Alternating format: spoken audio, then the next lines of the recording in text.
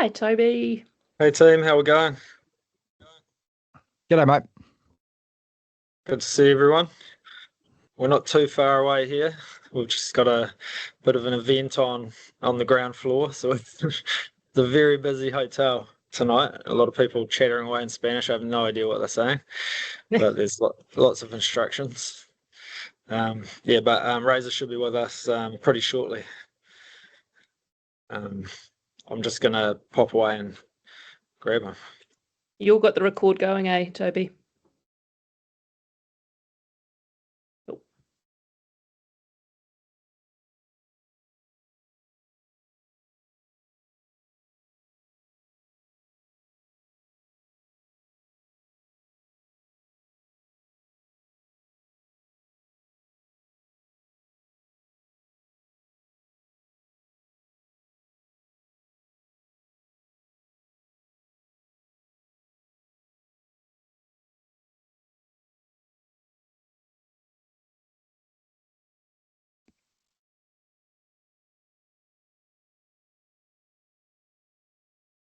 Hey, Julia, Hi. can you hear me okay?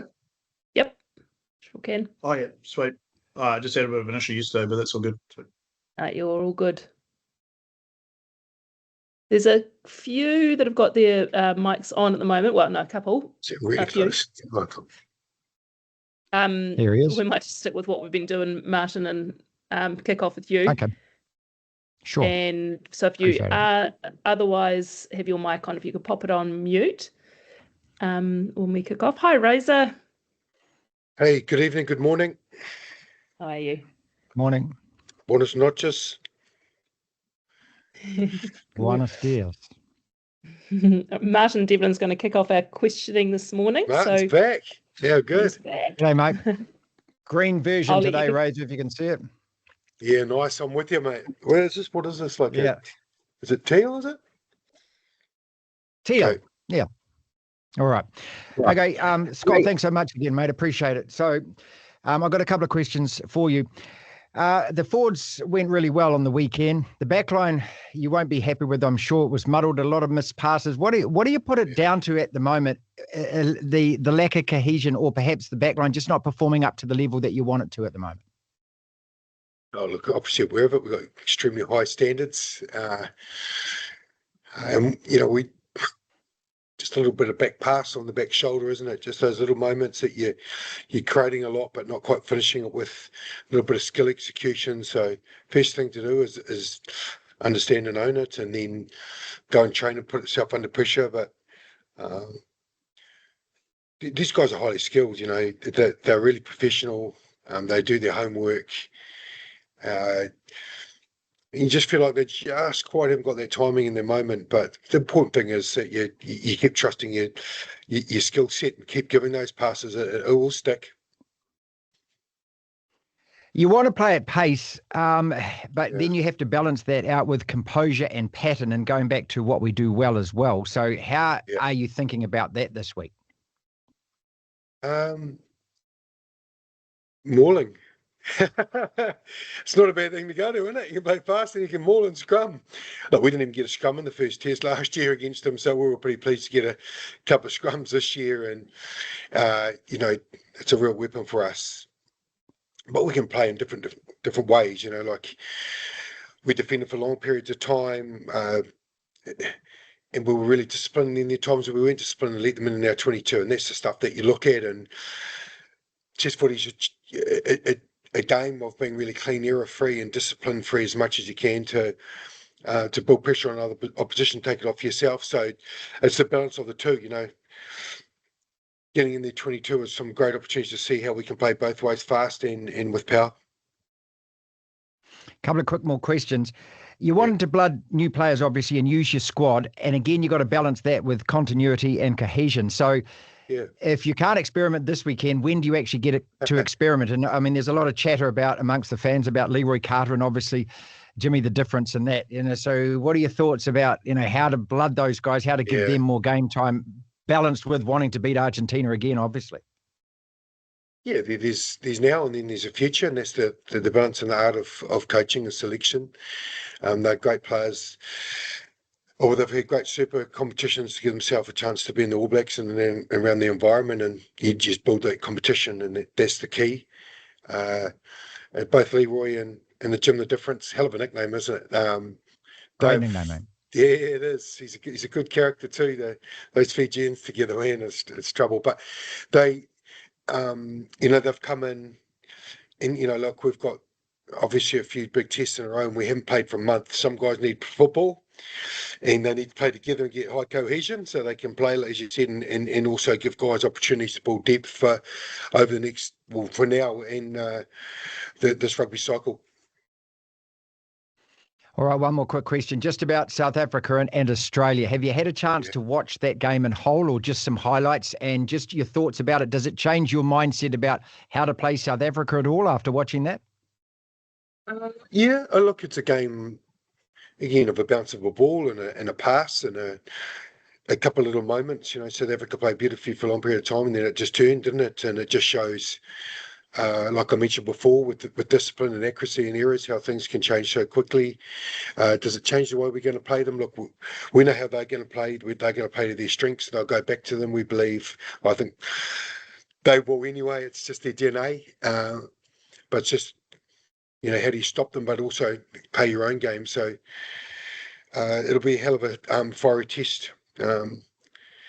It's how good's Test footy? Everyone's talking about it, and there's some great footy being played. And just finally, a quick update on both Satiti and also Tamaiti, and that's me out. Thank you. Yeah, mate, you've covered the grounds. Yeah, they're both available. Awesome news. Thank you so much, mate. Appreciate it. Cheers, mate. G'day, Razor. Zion here. Can you hear me? Zion, gotcha. Look, just back to some of those less experienced guys, younger guys. Yeah. What has impressed you the most about them so far this season? Yeah, look, to go through all the players, I think what we've realised is the super level of that you watch and how our game is played with speed and a lot of high ball and play and high minutes. The skill set they've got, but also the skill set that's required at test level. So how do we transition them in? The high balls, the kicking, the backfield coverage, the ability to see space, the line speed that comes with it. So, like, we've seen some great stuff, but this first week and over this French series, the whole period of time is to get them up to the skill set that's required and also into our systems and structures. But look, it's a great group, all the young guys that are coming through. And they're really professional, so we're really pleased that they've taken to the All Black way and the professionalism of it. Should you need to call upon them, do you feel confident that they're ready to go to the next level? Yes, while they're in the team.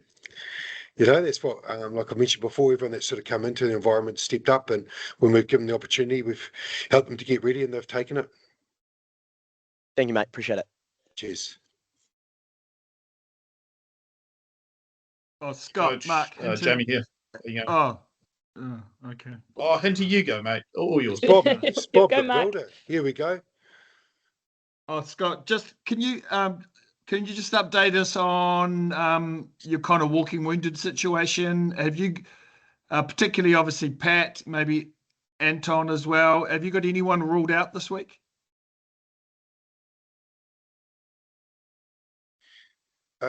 Yeah. Paddy and Anton are both unavailable, but everyone else in the squad is good to go. Cool. And just in terms of, you spoke about Wallace and Tamaiti being fit and healthy this week. Yeah. Just how do you balance that? Neither's played for a while. Do you have to be careful, I guess, with how you transition them back to this level? You do. They've had a couple of really good training weeks, so that the load, time on feet, the scrummaging obviously for Tamaiti and the running meters for Wallace has been really critical for us. So they've hit those, and then obviously it's a little bit of management. They're not going to go 80, are they?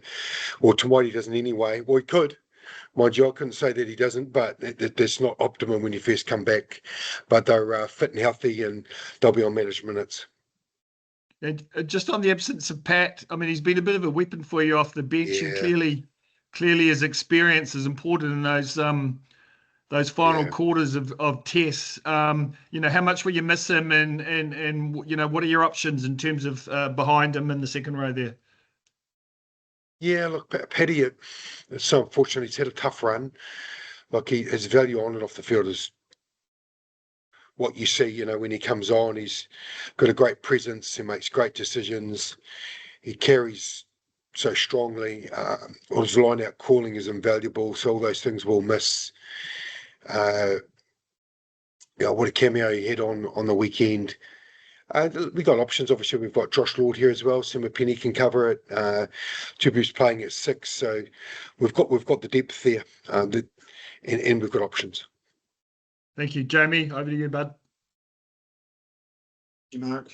Hello, Coach. Just following on from what Mark was saying. Are you happy with the amount of experience that you bring off the bench and that you're going to be able to bring off the bench?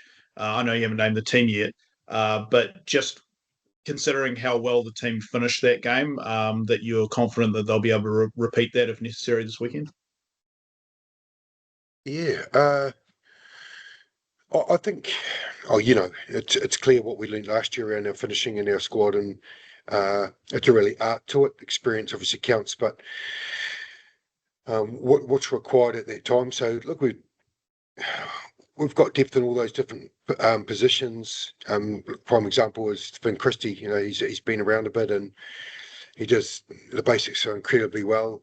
It's the balance of it, giving a couple of younger players a chance to get on, but also have the guys that are on the bench there experience. So it's just like on the field and off the field, your ability to have the balance of the, you know, a strong bench.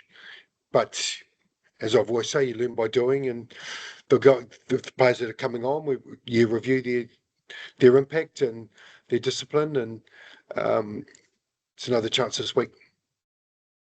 And given that this time last year, the main topic of conversation was the inability to score points in the second half and the perceived lack of impact that the bench was having, how good does it feel now to be sitting here talking about the positive side of it? Yeah. Look, good reminder. Thanks, Jamie. Look, where are we? Yeah, where are those as well?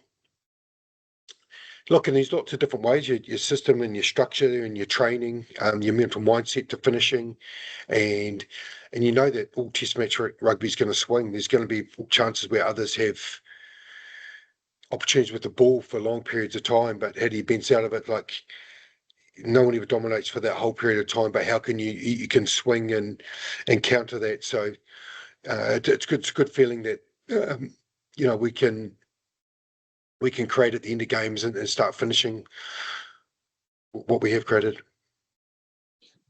Just one last quick one. Word out of South Africa this morning that Sia Khaleesi is going to be missing for the matches against the All Blacks. Were you aware of that? And how big of a loss is he to the Springboks? Oh, okay. Yep. That's news. It's news to me. Oh, he's obviously lost. He's the captain. He's a spiritual leader of them. He's a hell of a man, and well, which is more, and a hell of a player as well. He's hugely respected. So they'll miss him, but they've got a lot of depth.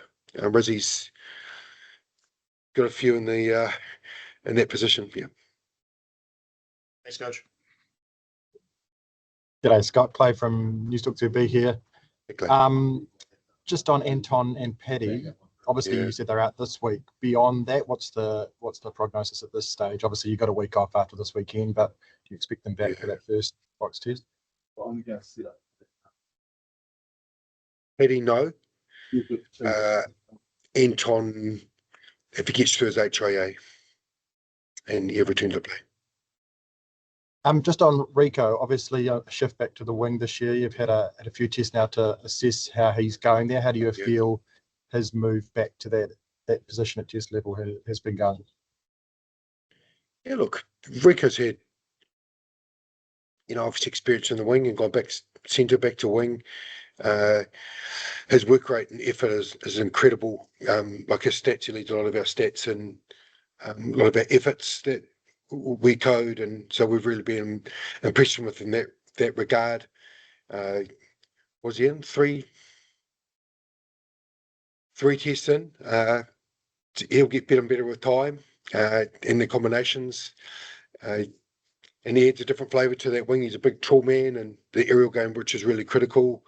So he's getting better each week. And just last one, obviously a lot of discussion about the Wallabies' big win. Do you think people underestimated the Wallabies or overestimated the Box in terms of where those two teams are at? Mate, I'm just concentrating on Argentina, Clay. To be honest with you, I'll turn the page when we get past this week, and we'll start talking about those teams. But like I said before, Test footy's in a great spot, and it's a lot of teams you can win on a bounce of ball these days in a rest call, so it's exciting. Yeah. Thank you, mate. A follow-up, Razor, Richard Nola here, just from what Clay said, talking about positions. With Rico going to the wing, with Billy starting at 13, 3 starts, is he at where you'd like him to be at the moment, or you're sort of thinking this is a guy who's a project player, was, at test level, that there's room for improvement? How do you rate his progress at the moment?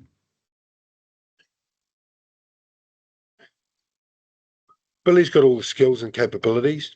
Like, sometimes, especially in test footy, just get your feet underneath you and feel confident. It takes time for people, and he's just a pass away. He's getting better each week in understanding and reading the game and the combinations. Where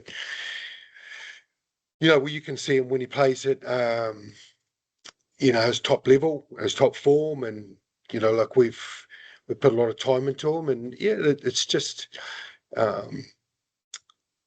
ability of staying the course with him and trusting him and believing in himself and keep giving him feedback.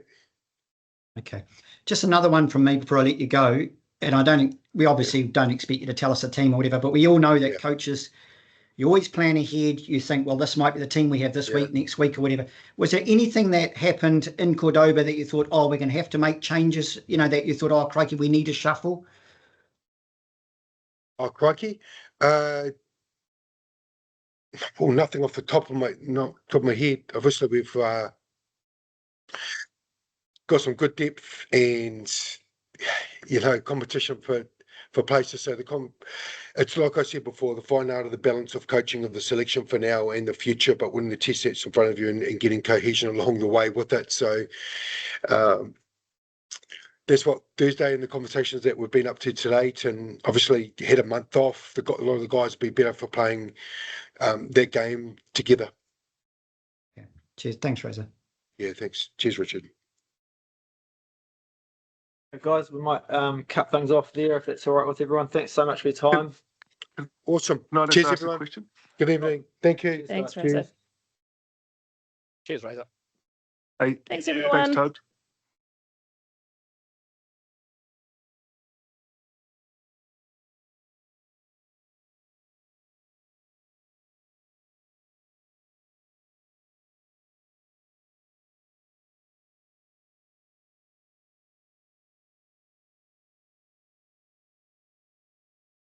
Hi.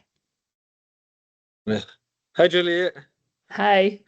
How you going? Devlin's just still on the call there, but I don't think he knows he is. All good. I think Barry Guy was just putting on the chat a question, which you might just want to follow up with him around Paddy's injury. He'd said, is it just a head knock or something more? So he may come back to you with that question.